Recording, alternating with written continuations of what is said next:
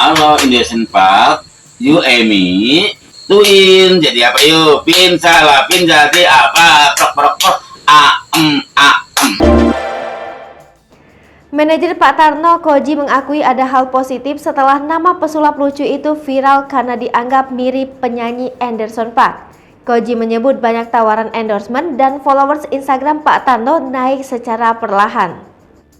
Koji, manajer Pak Tarno, mengungkapkan bahwa pertama, engagement naik, terus follower dari 16.000 naik menuju 17.000, terus banyak yang WhatsApp minta endorse, off-air juga.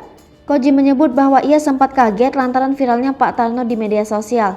Dia juga mengaku mengetahuinya melalui netizen. Hal senada juga diungkapkan Pak Tarno. Dia awalnya mengira bahwa foto Anderson .Paak adalah dirinya. Sampai akhirnya Pak Tarno memperhatikan secara seksama ternyata foto tersebut bukanlah dirinya. Viralnya nama Pak Tarno dan Anderson .Paak lantaran netizen Indonesia yang menyebut keduanya memiliki kemiripan wajah. Berawal dari penampilan Anderson .Paak di Met Gala 2022, nama Pak Tarno mendadak terseret lantaran gaya rambutnya mirip dengan penyanyi dan penulis lagu asal Amerika Serikat itu. Seketika nama Pak Tarno menjadi trending di media sosial. Foto Pak Tarno disandingkan dengan Anderson .Paak.